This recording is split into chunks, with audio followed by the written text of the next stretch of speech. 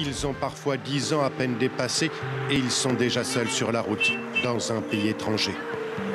Des enfants migrants sans leurs parents, on en trouve des centaines à Lomé, la capitale du Togo, et dans les autres grandes villes de la région. Avec, pour certains d'entre eux déjà, des rêves d'Europe.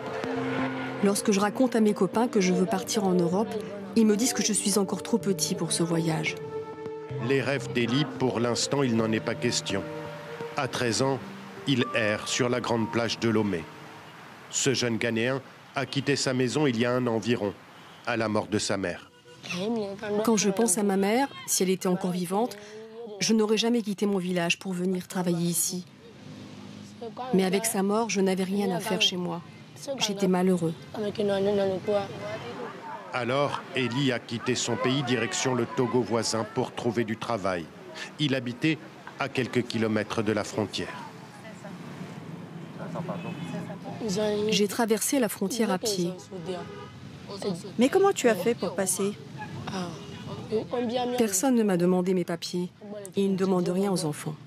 Lorsque je suis arrivée ici, la première fois, j'ai rencontré un ami qui m'a dit qu'il dormait sur la plage en face du marché. C'est là que je dors désormais. Et j'ai commencé à travailler sur le marché, moi aussi. Le grand marché de Lomé, un passage obligé pour les enfants migrants, et donc pour Eli. Il a trouvé aujourd'hui un petit travail auprès d'un marchand de chaussures. Aide-moi, il faut bien les ranger dans le sac.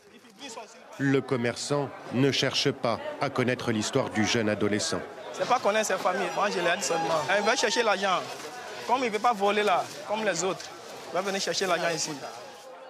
Pour Eli, c'est l'opportunité de gagner un peu d'argent. Il espère à terme économiser pour poursuivre son voyage.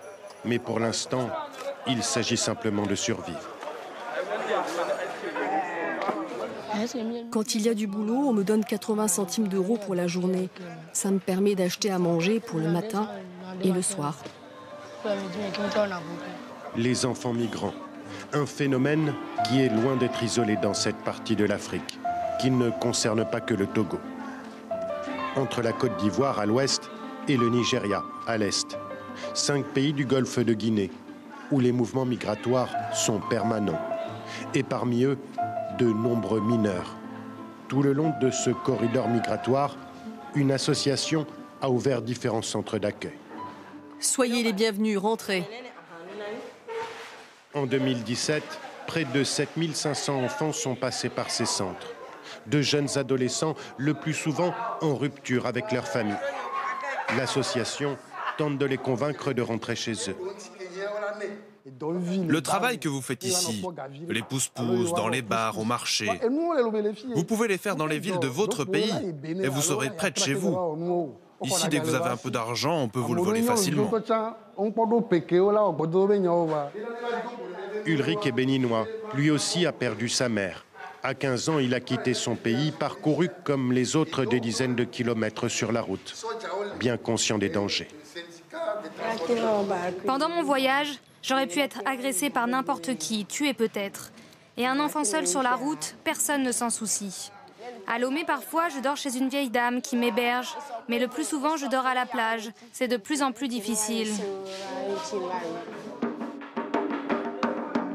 À la fermeture du centre en fin de journée, Ulrich et la plupart des enfants migrants prennent la direction de la plage. C'est là qu'ils passent la nuit, entre eux, à la rue, exposés à tous les dangers.